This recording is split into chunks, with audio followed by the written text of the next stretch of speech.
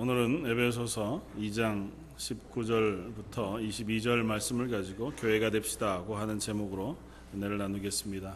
한번 앞뒤 좌우로 보시면서 이렇게 격려하면서 인사하면 좋겠습니다. 우리는 하나님의 교회입니다. 이렇게 한번 고백하면 좋겠습니다. 한번 고백하시겠습니다.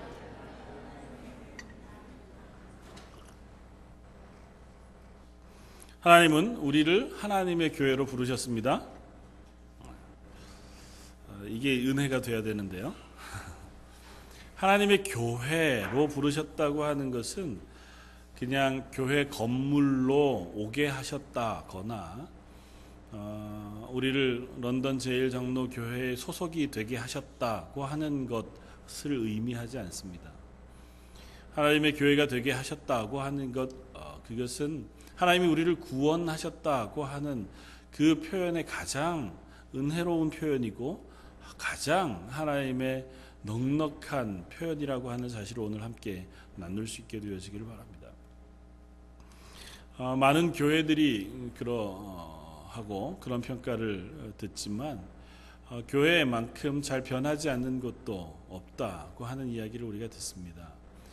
일면 좋은 의미로는 늘 꾸준하게 신앙생활을 하는 사람들이 모이는 곳 혹은 교회들마다 급박한 변화보다는 늘 그 자리를 지키는 그런 분들에 의하여 교회가 유지되어지고 있는 것에 대한 또 한 모습이기도 할 것이고, 반대로는 교회 가운데 생명력이 조금은 사라져서 그 살아있는 변화와 또 은혜들의 풍성한 것들을 경험하고 나누기보다 그냥 현재에 머물러서 어제와 같이 예배하고 작년과 같이 예배하고 그 자리에 그대로 지내고 있는 그 모습을 의미하는 것이기도 할 것입니다. 아마 이런 평가에 저희 런던 제1장로교회도 크게 벗어나지는 않으리라고 생각합니다. 오늘 말씀을 생각하면서 우리가 교회로 세워졌다, 부르심을 받았다고 하는 것이 우리에게 또 다른 큰 도전이 되어지고 하나님의 은혜로 우리 속에 새로운 결단이 생겨나기를 바랍니다. 2013년 6개월이 지나고 새로운 6개월을 맞이하는 시점입니다. 지난 6개월 보낸 것 되돌아보는 것도 중요하지만 남은 6개월 속에 내가 교회로 부름을 받았구나, 하나님께서 나를 교회로 세워가시기를 원하시는구나 하는 그 다짐이 저와 여러분들 속에 생겨나기를 주님의 이름으로 부탁을 드립니다. 어떤 교회들, 어떤 사람들은 이 문제를 평생 안고 갑니다. 하나님이 나를 변화시켜 주실 것인가, 아니면 하나님이 내 속에 새로운 은혜, 풍성한 것들을 허락해 주실 것인가, 왜 내게는 그런 변화가 없는가, 평생 고민하고 문제를 안고 가게 되었습니다. 어떤 이들은 그런 고민조차도 하지 않고 신앙생활 하기도 하고요.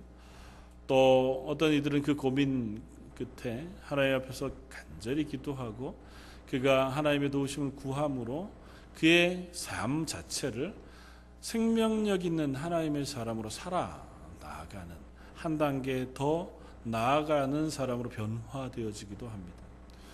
저와 여러분들이 소망하는 것은 그 자리에 서게 되어지길 바랍니다. 그냥 그렇게 지나가는 인생이 아니라 하나님 앞에서 하나님의 풍성한 은혜를 체험하고 그 가운데 생명력 있게 오늘 하루를 살아갈 수 있는 저희 런던 제1장로교회가 되기를 바랍니다. 오늘 에베소 교회를 향하여 사도 바울이 편지할 때에도 그런 마음을 담아 편지하고 있습니다. 에베소 교회는 바울이 세운 교회였을 뿐만 아니라 교회로 신실한 생명력을 가진 교회였습니다. 에베소 교회 자체가 문제가 많았거나 혹은 그 안에 책망할 것이 있어서 사도 바울이 에베소 교회를 향하여 개인적인 편지를 보낸 것이 아닙니다. 우리가 새벽 예배 때도 또 말씀 묵상 가운데도 요즘 에베소서를 살펴보고 있지만 에베소서는 특이하게 에베소 교회를 향한 개인적인 권면이나 충고나 혹은 도전들이 없는, 그저 어떻게 보면 일상적인 복음에 대한 선언, 그리고 교회에 대한 이야기를 쓰고 있습니다. 그리고 그것들을 하나로 이렇게 모아보면 그 중심에는 교회라고 하는 것이 있는 것을 봅니다. 에베소 교회를 향해 사도 바울이 하고 싶은 얘기는 이것입니다. 너희는 교회다. 너희는 하나님께서 교회로 부르셨다. 그러니 그 교회로 부르신 것에 합당하게 살아가기를 바란다고 하는 것이 간절한 사도 바울의 기도이자 권면이고 또한 설교이기도 한 것을 봅니다. 특별히 그 가운데 오늘 본문 말씀은 그 선언의 중심에 있는 내용과 같아서 우리가 이 말씀을 함께 나누면서 바울의 그 간절한 선언 고백, 너희도 하나님의 교회로 부르심을 받았다. 그 교회로 세워지기를 바란다고 하는 그 도전이 저와 여러분들에게 있기를 바랍니다. 하나님께서 우리를 구원하시기 위하여 창세전에 이미 그 구원의 계획을 세우시고 그 구원의 계획을 이루어 오셨다고 말씀합니다. 에베소서 사도 바울은 그것을 구속의 경륜이라고 하는 단어로 쓰고 있습니다. 이런 거죠. 하나님께서 저와 여러분들이 어머니의 뱃속에서 나기도 전에 이미 저와 여러분들을 구원하기 위하여 예수 그리스도를 2000여 년 전에 십자가에 못 박으시고 그 계획을 이미 창세전에 하나님과 예수님 사이에 언약하시고 그 일을 역사 가운데 차근차근 실행해 오셨다는 것입니다. 그리고 그 실행의 결과로 저와 여러분들을 하나님의 백성 삼으시고 구원받은 하나님의 자녀가 되게 하셨다는 것입니다. 사도 바울은 그 하나님의 구원을 특이한 이미지 3개로 설명합니다. 오늘 본문 가운데 나와 있는 것. 첫 번째는 우리가 하나님의 백성이 되었다는 것입니다. 그리고 두 번째는 그 백성으로 삼으신 우리를 하나님의 권속, 하나님의 자녀를 삼으셨다는 것이고, 그리고 마지막으로 그 하나님의 자녀 삼으신 우리가 하나님의 교회가 되게 하셨다는 것입니다. 오늘 본문은 이렇게 쓰고 있죠. 19절, 그러므로 이제부터 너희는 외인도 아니요 나그네도 아니요 오직 성도들과 동일한 시민이요 하나님의 나라의 백성이요 그리고 또 하나님의 권속이라 하나님의 가족 그 자녀가 되었다고 하는 것과 그리고 나아가서 20절 이하 22절까지 너희는 성전이 되어가고 성령이 거하시는 처소 하나님 거하실 처소가 되기 위하여 그리스도 예수 안에서 지어져 가느니라고 선언합니다. 이 3가지 이미지를 우리가 같이 살펴보면서 특별히 사도 바울이 점점 하나님 우리를 구원하신 구원의 은혜를 하나님의 나라 백성 그리고 그 가족 그리고 하나님의 성전 교회로 설명하면서 그 하나님의 구원의 은혜를 고조시켜가며 설명하고 있는 것을 우리가 따라가면서 우리를 하나님의 교회로 부르신 것이 얼마나 큰 은혜이고 우리에게 큰 도전이 되는가를 나누어 보려고 합니다. 먼저 우리는 하나님의 백성으로 부르심을 받았습니다. 하나님의 백성으로 부르심을 받았다는 것은 오늘 본문에처럼 외인도 아니요 나그네도 아닙니다. 그러니까 요즘 이야기로 하면 여행 온 사람도 아니고 또 그냥 이곳에 거주하는 사람도 아닙니다. 우리는 이곳에 시민권을 받은 하나님의 나라의 백성이라는 선언입니다. 우리는 너무 쉽게 이해하죠. 여기는 캐나다 시민권을 가지신 분도 있고 아직 대한민국 시민권을 가지신 분들도 있을 겁니다. 사는 데는 아무 지장이 없고 별 차이가 없습니다. 얼굴에 그것을 써놓지도 않고 그것들을 인해서 또 다른 어떤 불이익을 당하거나 하는 것도 별로 크지는 않습니다. 물론 이제 여러 가지 세세한 부분에 가면 다른 부분들이 있겠죠. 그러나 결정적으로 내가 어느 나라 국민이냐고 하는 것이 표가 나는 때가 있습니다. 언제일까요? 그건 우리의 개인적인 커다란 위기 상황 속에 빠졌을 때 쉽게 이렇게 이해하시면 되죠. 어제 샌프란시스코에 착륙하던 아시아나 항공기가 사고를 당했습니다. 그 안에는 중국 국적을 가진 사람들도 있고 한국 국적을 가진 사람들도 있고 또 미국 국적을 가진 사람들도 있었습니다. 중국 국적을 가진 사람들이 그 안에 부상을 당하고 어려움을 당했다면 누가 그것에 가장 관심을 갖고 그들을 돕기 위하여 두 발 뛰고 애쓰겠습니까? 사고를 당한 그 비행기 회사뿐만 아니라 그 비행장의 주인인 미국도 그렇겠죠. 그러나 더 힘을 내고 열심을 내는 사람들은 중국 대사관과 중국 정부일 겁니다. 자국의 국민이 그곳에서 위험을 당하고 혹은 어려운 상황에 놓이게 되면 자기 대사관 직원들을 급히 그곳에 파견해서 어떻게든 지원하고 도울 것들을 찾죠. 한국 사람이 다치면요, 한국 대사관이 파견이 됩니다.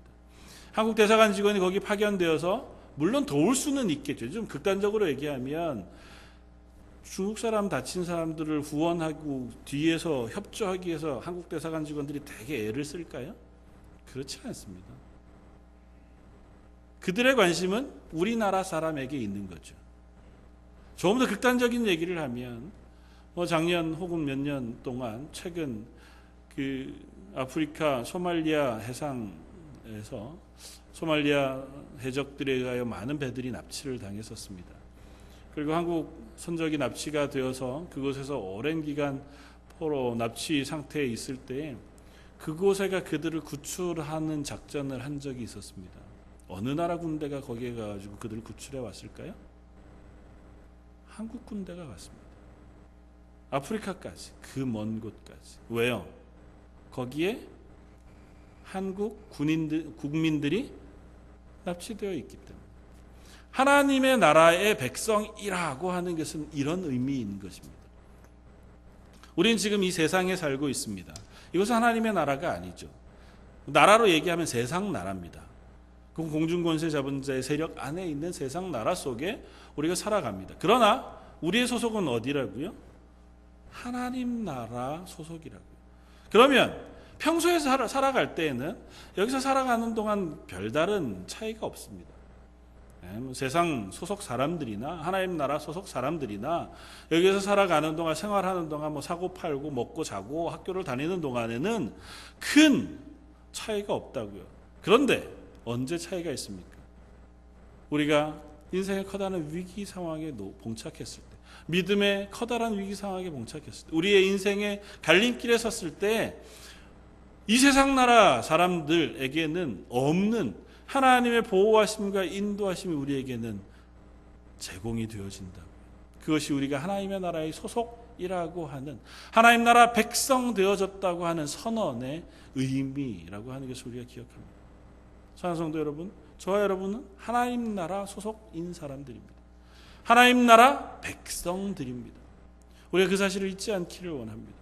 하나님께서 지금은 내게 별다른 영향을 주시지 않고 큰 보호나 어떠한 도움을 주시지 않는 것 같아 보여도 우리가 하나님의 나라의 백성인 이상 하나님은 우리를 향하여 하나님의 나라 군대를 파송하셔서라도 지키시기를 원하시고 또 우리를 보호하시고 인도하시기를 원하시는 하나님의 나라 백성이라는 사실을 우리가 기억할 수 있기를 바랍니다. 그것이 우리에게 큰 용기가 되어지고 담대한 은혜가 되어지기를 원합니다. 성경 가운데 그 이야기를 구약 내내토록 하나님 우리에게 그림으로 가르쳐 주셨습니다. 이스라엘을 향하여 너희는 내 백성이 되고 나는 너희의 하나님이 될 것이다. 그러니 이스라엘이 누구의 나라가 되어? 하나님의 나라가 되어 이 땅 가운데 하나님의 보호를 받는, 하나님이 인도하시는, 하나님의 은혜 가운데 거하는 나라라고 하는 그 그림을 우리들에게 보여주셨다고. 성경은 그렇게 얘기합니다. 출애굽기 19장 6절에 너희가 내게 대하여 제사장 나라가 되며 거룩한 백성이 되리라. 너는 이 말을 이스라엘 자손에게 전할지라. 너희는 내 백성이 될 것이다. 그러면 어떻게 하시겠다고요? 신명기 20장 1절 내가 나가서 적군과 싸우려 할 때에 말과 병거와 백성이 너보다 많음을 볼지라도 그들을 두려워하지 말라. 애굽 땅에서 너를 인도하여 내신 내 하나님 여호와께서 너와 함께 하시느니라. 너희가 싸울 곳에 가까이 가면 제사장은 백성에게 나와 고하여 그들에게 말하여 이르기를 이스라엘아 들으라. 너희가 오늘 너희의 대적과 싸우려고 나와왔으니 마음에 겁내지 말며 두려워하지 말며 떨지 말며 그들로 말미암아 놀라지 말라. 너희 하나님 여호와는 너희와 함께 행하시며 너희를 위하여 너희 적군과 싸우시고 구원하실 것이라 할 것이다. 뭐라고요? 하나님이 너희와 함께 할 것이며 너희를 대신하여 적군과 싸울 것이다. 이스라엘이 하나님의 나라 있는 이상 하나님은 그들의 주인이 되어주시고 보호자가 되어주시며 인도자가 되어주신다. 조금 더 극명하게는 그들이 광야 생활할 동안 하나님이 그들에게 먹을 것을 제공하시고 그들의 입을 것을 제공하시는 하나님이 되신다는 것입니다. 우리가 하나님의 나라의 백성이라고 하는 고백 가운데 예수 그리스도를 인하여 구원받은 하나님의 백성이 되어졌다고 하는 것에는 우리의 삶을 하나님께서 책임지신다고 하는 선언이 담겨 있다는 것입니다. 하나님께서 저와 여러분들의 하나님 되심으로 저와 여러분들이 이 땅에 살아가는 동안 그 하나님을 잊지 않고 그 하나님으로 인하여 기뻐하며 살아가게 되어지길 바랍니다. 그것에는 한 가지 요구 조건이 있습니다.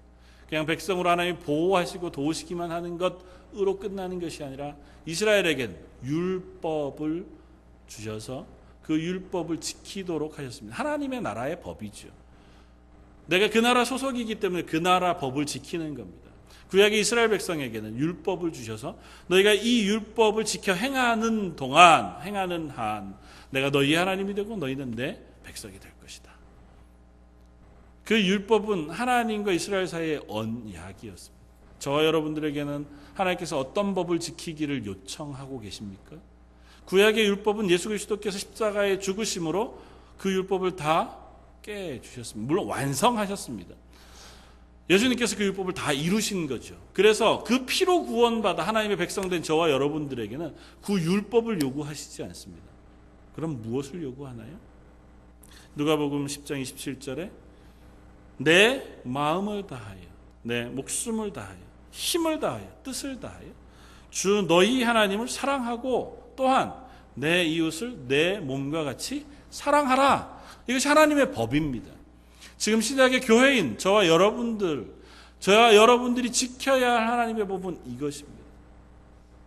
저와 여러분들이 하나님의 백성인 이상 우리의 목숨을 다하여 하나님을 사랑할 것을 하나님은 명령하십니다.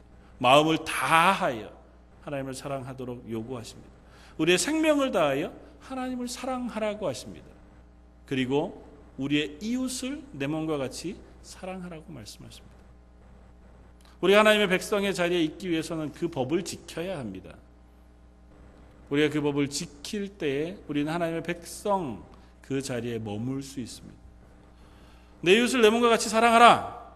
설마 그 이야기를 듣고 예수님에게 어리석게 질문했던 그 바리새인들처럼 우리의 이웃은 누굽니까? 그렇게 물으실 생각은 아니시길 바랍니다. 저와 여러분들 주변에 있는 그 누구라도 우리에게 사랑이 필요한 사람이라면, 우리의 사랑을 필요로 하는 사람이라면 그들은 우리의 이웃이 될 것입니다. 그 이웃을 내 몸과 같이 사랑하라고 하는 것이 하나님의 명령입니다. 그것이 하나님 나라의 법입니다. 그걸 지킬 때에 우리는 하나님의 나라의 백성이 되어집니다. 저 런던 제일장로교회가 그 하나님의 명령 가운데 순종함으로 하나님의 백성의 자리에 서는 하나님의 백성들이길 바랍니다. 그 하나님의 백성 삼으신 우리를 그냥 백성으로만 끝내시지 않고 하나님의 권속으로 삼으신다고 말씀하십니다. 권속은 자녀 삼으신다는 겁니다. 백성은 공식적인 관계잖아요. 그 나라 소속이냐 아니냐, 하나님 나라 백성이냐 아니냐. 자녀는요, 아버지와 자식은 큰 객관적인 관계가 아니라 조금 더 친밀한 관계입니다. 하나님 나라 백성들은 그 소속을 바꾸기가 불가능하죠. 그러나 일반적으로 생각했을 때 나라는 우리가 바꿀 수 있습니다. 시민권은 한국 살다가 여기 와서 시민권 따면 우리 캐나다 시민이 되잖아요. 국민이 되잖아요. 시민권 바꿀 수도 있고 2개 가질 수도 있고 그렇습니다. 그러나 아버지와 아들 관계는 바꿀 수 있습니까? 없습니다. 이 세상에 나를 낳아주신 어머니, 나를 낳아주신 아버지는 한 분밖에 없습니다. 그분과의 관계도 내가 부정한다고 해서 부정되어지지도 않고 내가 포기한다고 해서 포기되어지지도 않습니다. 요즘은 단정적으로 얘기할 수 없을 만큼 세상이 좀 혼란스러워져서 그렇긴 하지만 그래도 우리에게 있어서 아버지는 한 분이시고 어머니는 한 분이신 것이 분명합니다. 하나님 우리의 아버지가 되시겠다고 하는 것은 그 의미 가운데서 이해할 수 있습니다. 하나님은 우리의 아버지가 되심으로 우리의 관계를 포기하시지 않으시겠다는 것입니다. 또한 하나님께서 우리 아버지가 되심으로 우리가 하나님께 나아갈 때에 구약에 거룩하신 하나님, 전능하신 하나님, 창조주 하나님 앞에 나아가느라고 피의 제사를 가지고 두렵고 떨리는 마음으로 나아가던 이스라엘 백성이 저와 여러분들과 같이 하나님의 자녀라 불림을 받아 담대하게 하나님 앞에 나아설 수 있는 자격을 부여해 주셨다는 겁니다. 자식이 부모님 앞에 나아갈 때 뭐 옷을 단정하게 하고 물론 그래야죠. 그러나 어린아이와 부모를 생각해 본다면 그 부모에게 나아갈 때는 그저 있는 그대로 나아가고 투정어린 모습으로도 나아갈 수 있습니다. 그렇다고 해서 그 부모가 그 자식에게 너 예의 없다고 얘기하거나 잘못되었다고 화내지 않습니다. 그저 그 자식이 내 자식인 이상 그를 사랑하는 마음으로 그를 대합니다. 아버지 하나님이 우리의 아버지가 되신다고 하는 것은 그런 의미가 있습니다. 우리가 하나님 앞에 나아가 기도할 때에 공식적인 언어와 단호한 언어로 하나님 앞에 잘 기도하고 예배하는 것 너무너무 중요하죠. 그러나 때로는 우리가 투정어린 마음으로 그야 내 속 마음을 하나님 앞에 다 터해 놓아도 하나님 우리의 마음을 아시고 내 마음을 들으시는 하나님이 되시겠다는 선언입니다. 부모에게 내 사랑하는 엄마와 아버지에게 가서 내 속에 있는 그 답답한 것들을 때로는 막 쏟아낼 때 왜 저렇게 예의 없나 보일 만큼 주변에서는 그렇게 볼 수 있어도 그 부모나 그 아버지나 그 엄마는 자식의 마음을 안다면 얘가 왜 이러는지 이해하잖아요. 하나님이 우리 아버지가 되시겠다는 건 그 의미를 갖습니다. 우리가 하나님 앞에 친밀히 나아갈 때 그 마음을 하나님께서 받으시고 들으시겠다는 것입니다. 하나님 우리의 권속이 우리를 권속으로 삼으시고 하나님의 자녀 삼으신다는 것은 우리가 하나님 앞에 더 친밀하게 나아가서 하나님과 교제하고 하나님의 은혜를 구하는 자리에 설 수 있는 자격을 주셨다는 것입니다. 저 여러분들이 하나님 앞에 친밀히 나아가는 자녀가 되어지길 바랍니다. 언젠가 제가 주보에 쓴 적이 있는 김현승이라는 시인의 아버지의 마음이라는 시가 있습니다. 뭐 전문을 다 읽기는 좀 그렇고요.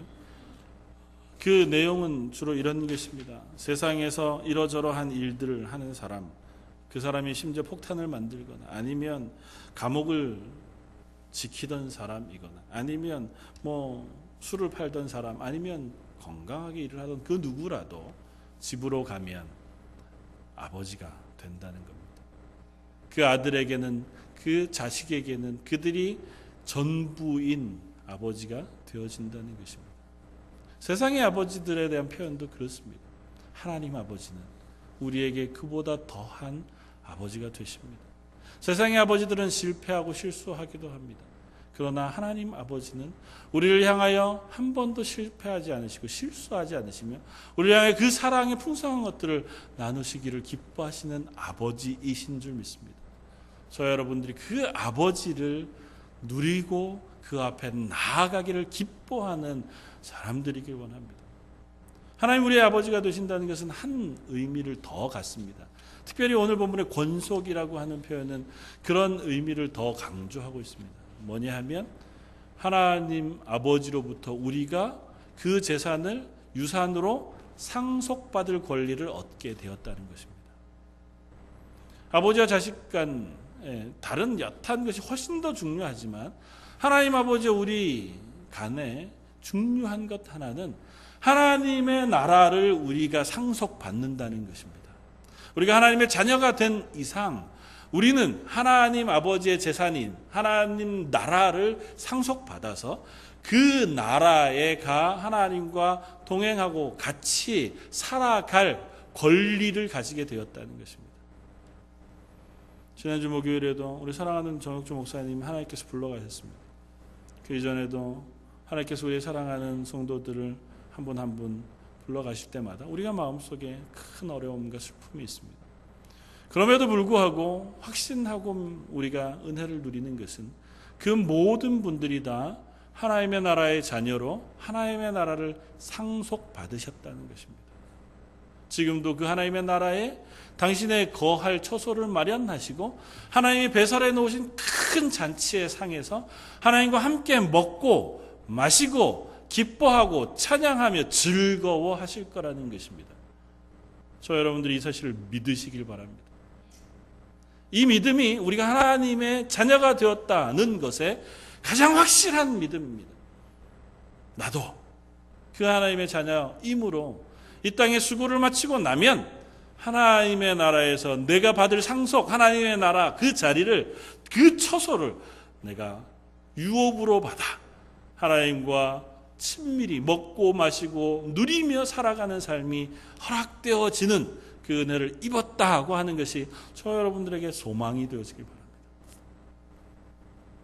그러면 자식이 아버지에게 할 것은 무엇입니까? 사랑하는 것밖에 없습니다. 그 말씀에 순종하는 것밖에 없습니다. 그 아버지의 말씀, 그 아버지를 사랑하는 저 여러분들이 되어지면 우리는 그 하나님과 아버지와 자식의 그 친밀함을 누리게 되어질 줄 믿습니다.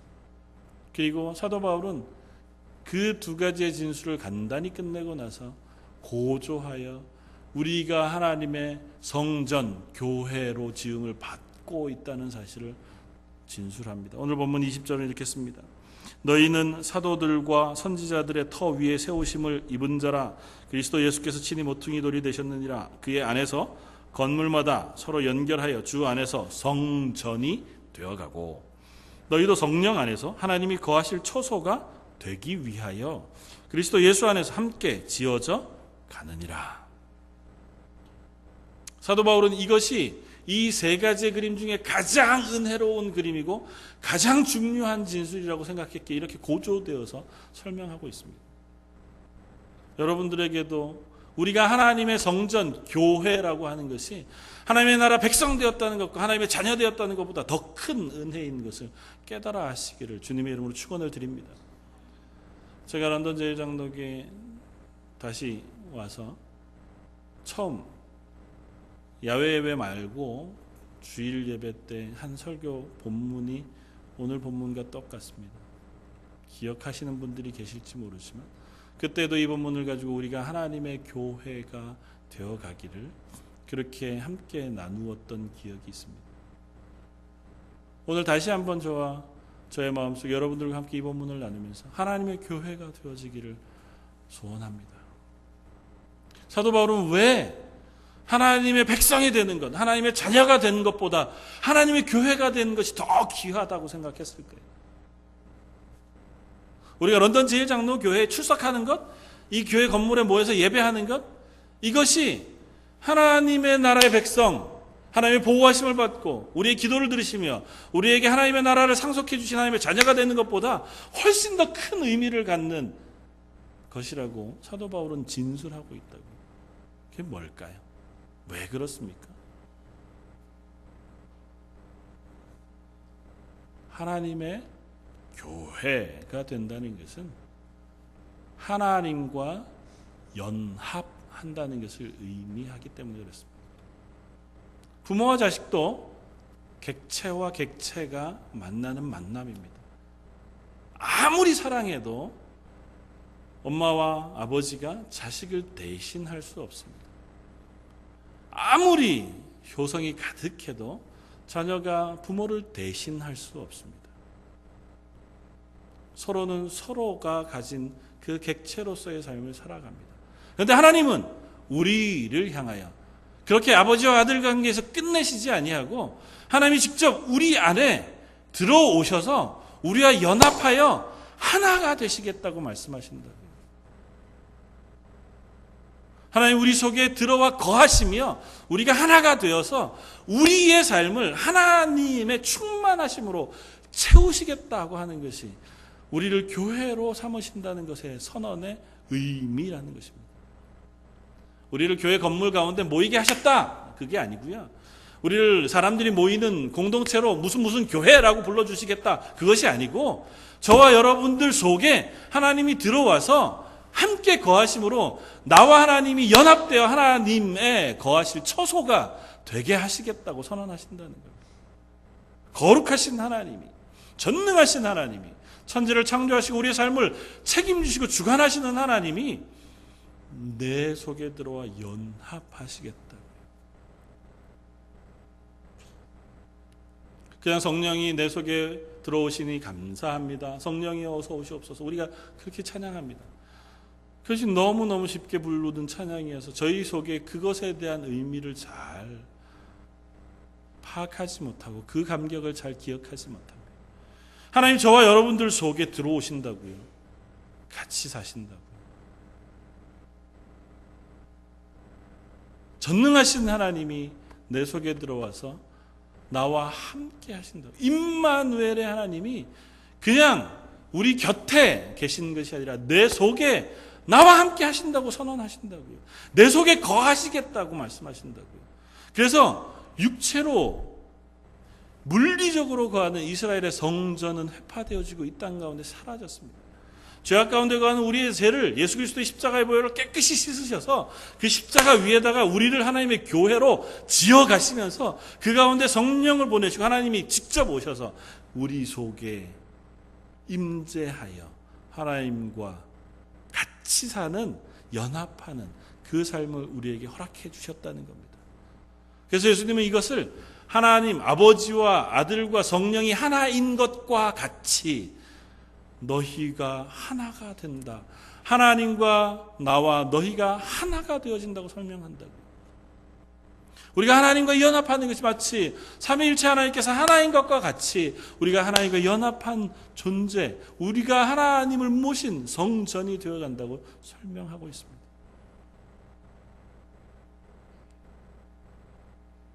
세상에 가장 존귀한 것, 그것이 금이든 다이아몬드든 그 무엇이든, 그것이 신문지로 혹은 또는 지저분한 박스로 비닐봉지 이런 것들로 가득 이렇게 싸면 그것의 값어치가 정말 현격하게 떨어집니까? 그렇지 않지 않습니까? 무엇으로 싸든 그것은 그 내용물의 값어치를 지립니다.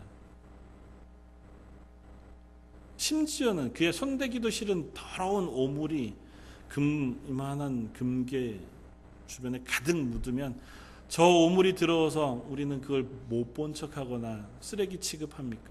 아니죠. 정말 지저분한 게 묻어서도 감사하게 우리가 얼른 씻어서 내고 삼지 않습니까? 왜요? 그 내용물이 너무너무 귀중한 것이기 때문에. 저와 여러분들이 죄악으로 가득 차 하나님 앞에서 부족하고 못난 모습으로 살아갑니다.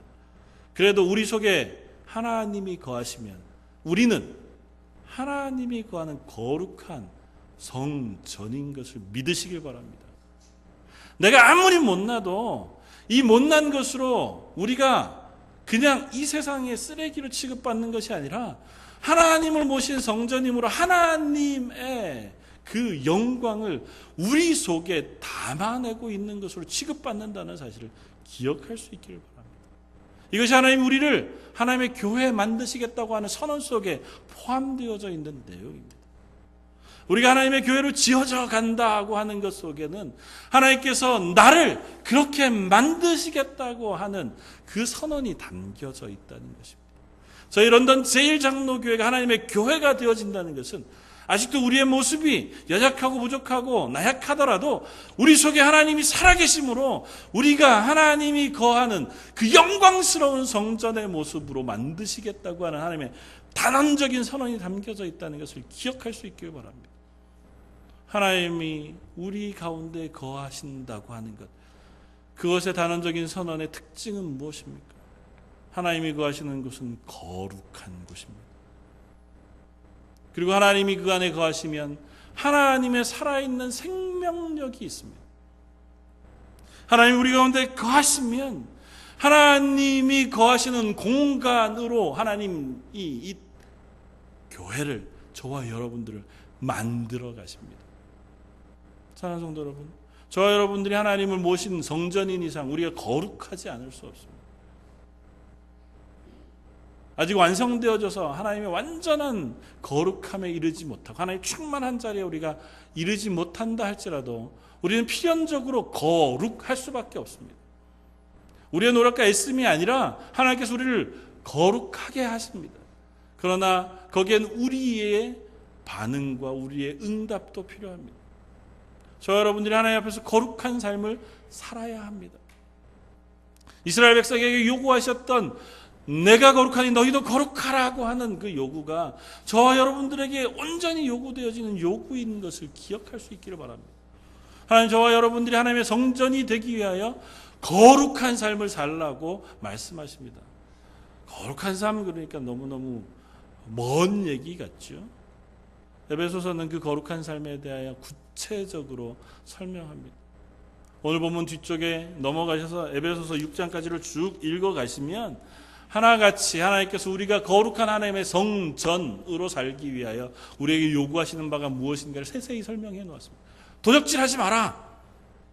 우리가 하나님의 거룩한 성전 입으로 거룩하되 이 땅 가운데 도적질을 하지 말라고 말합니다.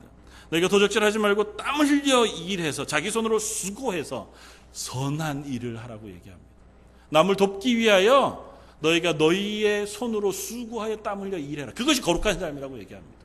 불로소득 같은 거 기대하면서 그것을 추구하고 따라가는 삶 살지 말고 너희 이마에 땀을 흘리고 손으로 수고하여 일하여 그 번 돈으로 남을 돕는 선한 일을 해라. 그것이 거룩한 것이라고 얘기합니다. 거짓말하지 말아라. 그것이 거룩한 삶이라고 얘기합니다. 조금 더 구체적으로는요. 남편 된 너희들아, 그리스도께서 너희를 사랑한 것 같이 내 아내를 사랑해라. 그것이 거룩한 삶이라고 얘기합니다. 아내든 너희들아, 교회가 그리스도를 섬기는 것과 같이 너희 머리 대신 주님을 섬기는 것 같이 남편을 섬기고 사랑하라고 말합니다. 그것이 거룩한 삶이라고 얘기합니다. 자녀된 너희들아, 부모들에게 공경하라. 그것이 거룩한 삶이라고 얘기합니다. 부모된 너희들아, 자녀를 사랑으로 양육해라. 부모인 저와 여러분들, 우리의 자녀들이 엇나간다면 그들을 방치해 두는 것이 사랑이 아니고 그들을 억지로라도 하나님의 거룩한 자리로 옮겨놓기 위해 애쓰는 것이 우리가 성전으로 거룩한 삶을 살아가는 것인 줄 믿으시길 바랍니다. 물론 그것이 인간의 약한 방법, 나쁜 것이 아니야겠죠. 하나님이 지혜를 주셔야 할 것이고 도움을 주셔야 할 것입니다. 그렇지 않다면 저희는 거룩한 삶을 안 살아가는 겁니다. 종된 너희들아, 상전을 섬기고 순종하라. 그것이 거룩한 삶이라고 얘기합니다. 상전들아, 종들에게 선으로 사랑으로 긍휼으로 대해라. 그것이 거룩한 삶이라고 얘기합니다. 사랑하는 성도 여러분, 저와 여러분들에게 하나님이 거룩을 요구하십니다. 그 거룩은 다른 것이 아니라 우리의 일상의 삶 속에서 하나님을 모시고 살아가는 선한 삶을 살아가는 겁니다. 입으로 악한 말을 내뱉지 아니하고 선한 말을 내뱉는 것입니다. 교회에서 만나는 이들마다 웃는 얼굴로 인사하고 그에게 혹 싫은 말 하고 싶은 것들을 참아내는 것이 거룩한 삶입니다. 1년 52주를 교회에 나와서 매주 얼굴을 보지만 단 한 번도 인사하지 못하는 사람이 있거든. 오늘 가서 인사하십시오. 그게 거룩한 삶입니다. 교회에 새로운 사람 누군가가 왔는데 한 번도 아는 척을 안 하는 것, 그거 하지 마시고요. 가서 아는 척 좀 하십시오. 그게 거룩한 삶입니다. 하나님 우리에게 요구하시는 거룩한 삶 그렇게 멀지 않습니다. 내가 좀 도도하고 그리고 좀 까칠하게 얘기할 수 있는 것들 좀 풀어서 부드럽고 선하고 웃음 띤 얼굴로 이야기하는 것, 그게 거룩한 삶입니다. 내가 싫어할 게 너무 많은 사람들, 그 사람들을 보면서도 그래, 저 싫어하는 것 말고 그 사람 자체로 사랑하려는 마음을 갖는 것, 그것이 거룩한 삶이라고요. 제발 저와 여러분들이 거룩한 하나님의 성전이 되어지길 바랍니다. 하나님의 거룩한 성전은 결코 죽지 않습니다. 하나님 우리 속에 거하시는데 어떻게 우리가 죽어 있을 수 있습니까? 하나님 이 속에 생명으로 살아 계신데 저와 여러분들이 어떻게 잠잘 수 있습니까? 교회는 살아야 합니다. 살아 있어야 합니다. 저와 여러분들이 하나님의 교회인 이상 죽어있는 물고기 마냥 강물 위에 둥둥둥둥 떠내려가듯이 이 세상의 삶 가운데 둥둥둥둥 떠내려가며 거기에 쫓아 그냥 오늘 하루 내일 하루를 보내는 삶이어서는 안 됩니다. 우리가 예수 그리스도의 생명, 그것을 가진 하나님의 성전인 이상 그 가운데서 살기 위하여 발버둥 치는 존재들이어야 합니다.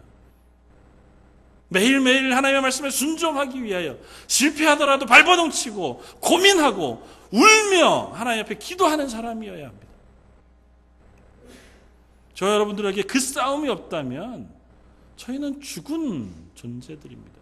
저 여러분들이 죽었다면 혹 저와 여러분들 속에 하나님이 아니 계신 것은 아닌지 물어보아야 합니다.